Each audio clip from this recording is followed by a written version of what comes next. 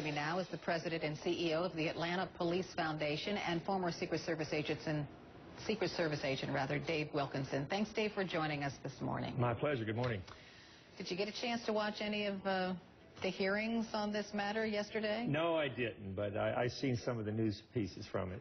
And your thoughts? Well, as you can imagine, it's a tough day for the Secret Service, tough couple of weeks, I should say, for any former or current Secret Service agent. And I can tell you, Carol, that Secret Service agents live by a code of conduct. They have a culture of zero tolerance toward any type of personal misconduct. And from the day you become a Secret Service agent, this type of behavior, it's drilled into you that that's not acceptable. So we're all just blown away by it happening. We hear that all the time, but now this report surfaces from the Seattle television station that in 2011 in El Salvador, Secret Service agents were getting drunk, off their rockers and going to strip clubs and bringing the girls back to their hotel rooms.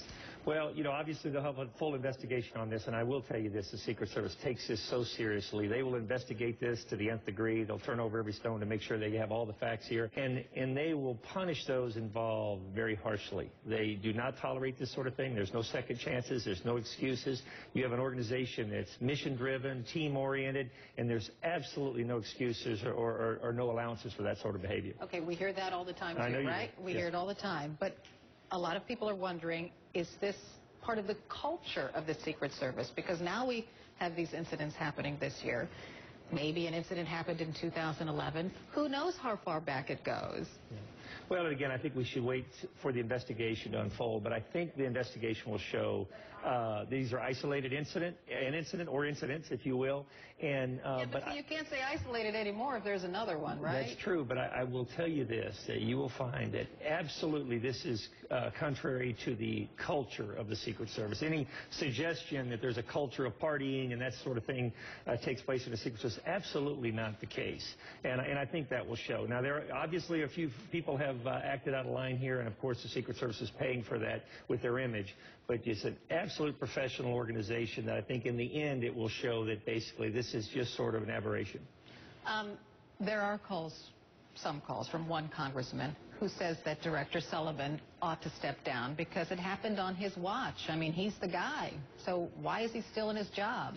Well, I understand that, but I will say, Mark Sullivan, the director of the Secret Service, we came up through the ranks together, and he is the ultimate public servant. He does a terrific job. He's dedicated, and he has done a terrific job running the Secret Service. And I'll say again that this type of behavior it's drilled into the agents from the day they become Secret Service agents, and I think the leadership of the Secret Service has done a tremendous job in responding to that, and I think they will continue to do that. So I think it would be unfair to have calls for his job at this time. So was it sort of like, you say it's drilled into their heads, they're very moral, upright people, they don't talk to you because they're not allowed to. I mean, they really are protective of their image, but there was more than one Secret Service agent involved in this scandal. So was it sort of a mob mentality? Was it one rogue agent and he talked other people into joining him? Was it just like a big, what was it? We don't know. We don't know. And any Secret Service agent in this country right now are probably, they're all having that same conversation. What happened? How could this happen? With our culture, the way we're taught to behave in these situations, how could this possibly happen? So the answer is we don't know. We're surprised. I would say we're even shocked by it. That is, current and former agents of the Secret Service, that this has taken place. And it's been a bad couple of weeks. Certainly the image of the Secret Service has been tarnished somewhat, but I think in the end, they'll do a thorough investigation. They'll weed out the bad apples, and they'll go on doing the great job that they do protecting our world leaders.